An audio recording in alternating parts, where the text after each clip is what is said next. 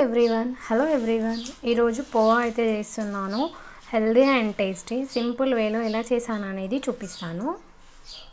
So పోహాలోకి అయితే టమాటా, onion, అలాగే అల్లం వెల్లుల్లి మిర్చి అండ్ కరివేపాకు, కొంచెం కొత్తిమీర, అలాగే జీలకర్ర. సో ఇప్పుడు ఇది ఎలా ప్రిపేర్ చేసుకోవాలో మీకు క్లియర్గా చూపిస్తాను. చూసేయండి. ఒక గంజి అయితే పెట్టేసుకున్నాను. కావాల్సినంత ఆయిల్ వేసుకోవాలి. ముందుగా అయితే టమాటా, ఆనియన్ వేసుకోవాలి. కాస్తంత వేగిన తర్వాత అల్లం వెల్లుల్లి, కరివేపాకు, పచ్చిమిరపకాయలు, కొత్తిమీర ఇవన్నీ కూడా వేయించుకోవాలి. ఇవన్నీ వేసుకొని ఒక 5 minutes ఉడకనివ్వాలి. కొద్దిసేపు అయిన తర్వాత జీలకర్ర వేసుకోవాలి.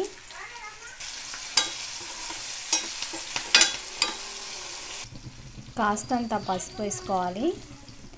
స్పైసీగా ఎక్కువ తినే వాళ్ళు ఉంటే కొంచెం కారం కూడా యాడ్ చేసుకోవాలి. టేస్ట్కి సరిపడా సాల్ట్ వేసుకోవాలి. కాస్తంత ఒక హాఫ్ లెమన్ పిండుకోండి, టేస్ట్ బాగుంటుంది. ఇప్పుడు అటుకుల్ని కడిగేసుకుందాం.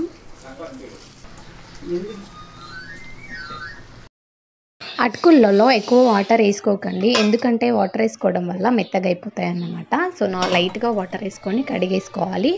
మనము ఎక్కువసేపు వాటర్లో ఉంచి వేస్తే మెత్తగా అయిపోతాయి. వాటర్లో ఎక్కువసేపు అటుకులు మనకి పొడి పొడిగా రావాలంటే మనం లైట్గా వాటర్ వేసుకొని కడుక్కోవాలి. అప్పుడే మనకి అటుకులు అనేవి పొడి పొడిగా వస్తాయి.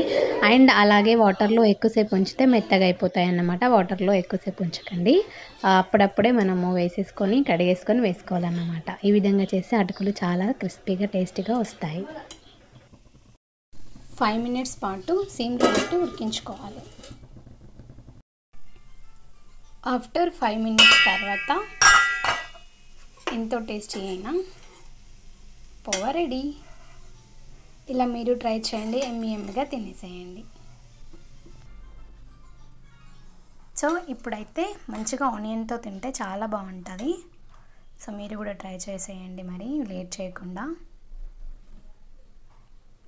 Thank you. ఫస్ట్ టైం చూసేవాళ్ళు సబ్స్క్రైబ్ చేసుకోండి.